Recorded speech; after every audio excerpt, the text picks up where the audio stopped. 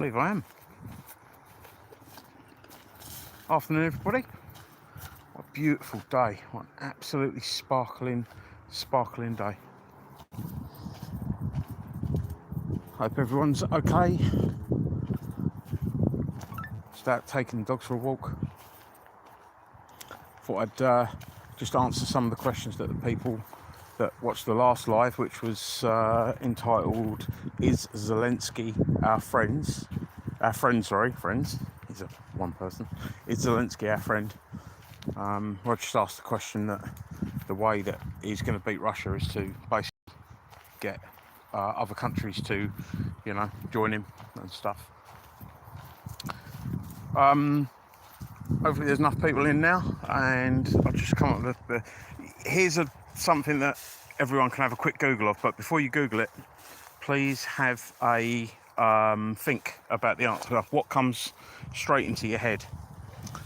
What is the first thing? I'll give you 4 choices, and then have a think about what 2 out of the 4 you think are the countries that would have a no first use policy. So out of the UK, America, Russia and China, what 2 countries out of those 4 would operate a no first use nuclear weapons policy? When I heard this, I instantly thought, well, it's going to be the UK and the States. I was wrong. It's actually China and Russia. China and Russia have got no first use policies. Whereas us, the UK and America, we haven't. Makes us sound a little bit like the warmongers when you consider that the States have invaded more countries than any other nation in the world.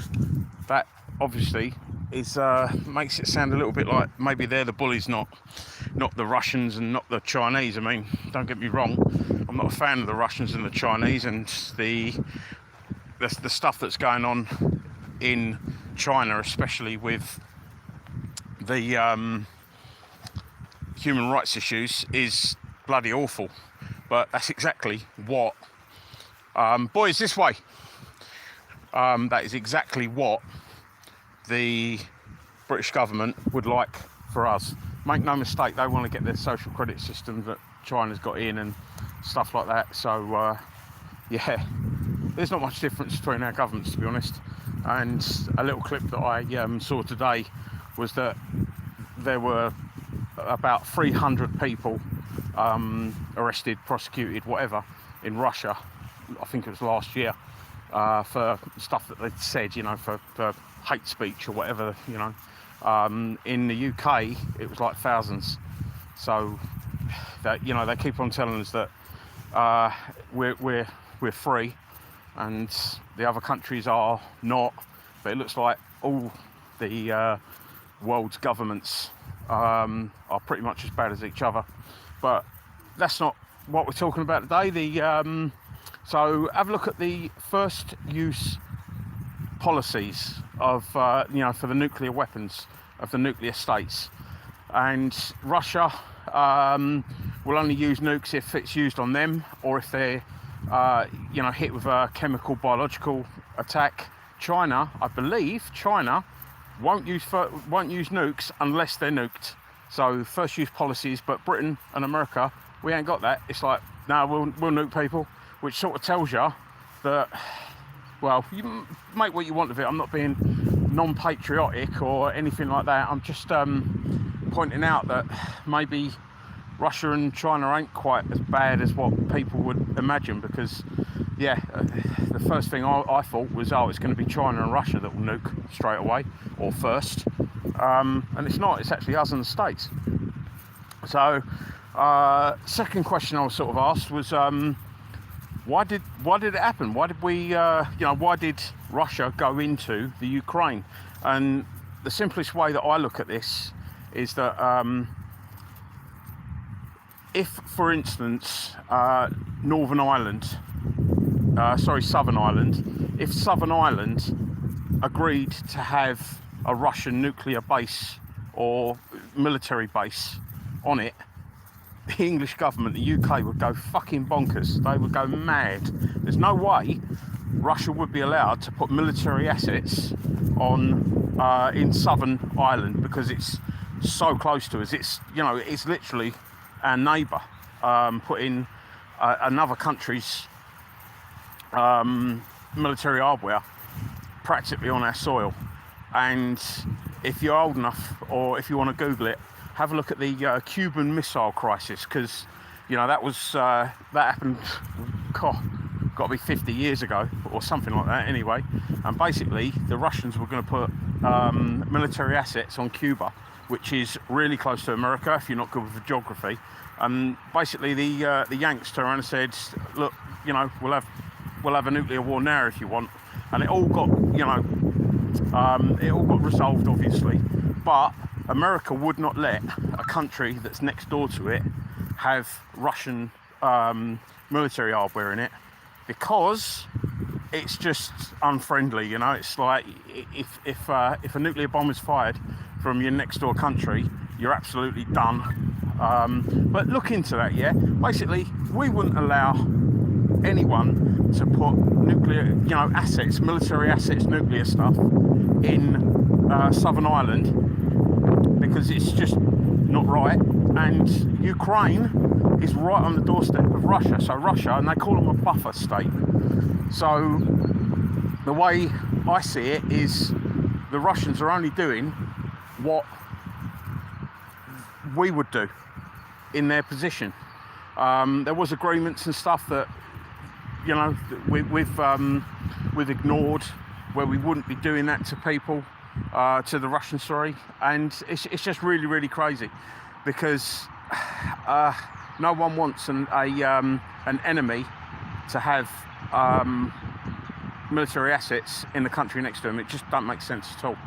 So then the third question I got asked was, why am I against Putin being taken out? And to be honest, I'm not. I mean, I don't like Putin, whatever his name is.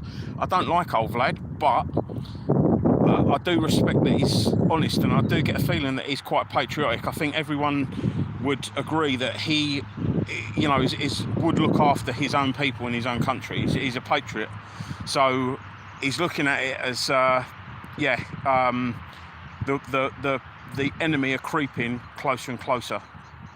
And the biggest thing I think we got to worry about, that a lot of people aren't considering, is that he ain't the worst. He really ain't the worst. Don't get me wrong, he ain't good, but neither were Sunak, Boris, and, oh my God, Joe Biden. Really? I'm no Trump fan, but Joe Biden is, mate, the geezer can't even remember what he had for his last meal. That's just too much. So if we got rid of, if Vladimir Putin went, who would replace him? My worry there would be, it would be probably someone worse. So it's all good and well saying get rid of the warmonger Putin and whatever else, but what would replace him? That, for me, would be a bigger worry, because would it be someone worse, someone that wanted to make a name for themselves by actually, you know, kicking some arse militarily in other countries and whatever else? And yeah, you've also got to remember that apparently there's been loads and loads of war crimes and stuff done on both sides, because the Donbass area, you know, the Russian speaking people and the Russian patriots that are in the Donbass area of Ukraine have apparently been, you know, there's been some massacres and stuff like that. But obviously our media ain't going to tell us anything that goes against our government's narrative. So guys, if you can, try and get me some more subs, because once I've got over 1,000 subs, apparently I can do live streams that will reach more people. YouTube keeps sending me the messages saying that I've got to have 1,000 subs or something like that, and then they will unrestrict the viewing on these, so I'm getting low views on here, and that's not going to be helping for subscriptions and stuff. And pretty soon I will take the plunge with StreamYards and get panels together, so that hopefully we can talk about the really important stuff, like for instance the 20% rise in excess deaths. Because whilst we're all talking about Philip Schofield which, yeah, I mean, if the Philip Schofield story does need to be exposed and whatever else, but there are more important things than, you know, just some soppy TV presenter being found out to be something he's not, or maybe something, anyway. But what I'm trying to say is, guys, is, you know, we've got really important things to discuss and to get out there, like the 20% rise in excess deaths, like the imminent financial crash.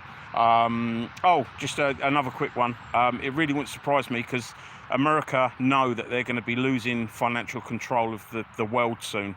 You know, they are the main financial players. The US dollar is the world currency and all that, and that is being there's quite a bit of pushback now, because obviously the Chinese, the Russians are getting together, and the United States of America's position as the financial kingpins is, you know, it's coming to an end. And if they can't control everything financially, maybe what they're doing is pushing all the other countries to exhaust their military assets, so that they can come in at the end of it and mop up. So you might well have the situation where the states are like, you know what, we're going to lose financial control of the world, so we need to take over these countries to regain, you know, that control, that financial control, and basically kick ass with their really good military, because they've got the world's most strongest military, obviously. But they're going to need Europe to take the wind out of the Russian sails. They're going to need Japan to take the wind out of the Chinese sails. And when everyone else is absolutely knackered and has done, you know, has done their load, as it was, maybe that's when America will go, right, now we'll enter the war. It was a tactic that was pretty much used in the Second World War. The Americans didn't come into the Second World War until a little bit late. Reason being, they let, you know, Poland, Russia and whatever else, everyone else take, you know, chunks out of each other, so that they wouldn't have much to fight when they joined it. It's all in history. It's all in history. Guys, thanks ever so much for viewing. Please, if you're not subbed, sub. Share this one around if you want. And if anyone would like to join the debate, please leave a comment on this video, and I'll get back to you as soon as possible. And as soon as YouTube stop their bum fluffery and allow me to have more of a bit of a freedom, I'll hopefully be able to get loads more done and loads more conversation, and we'll have some fun. My puppy is whinging. Have a really good day, guys. Thanks for watching.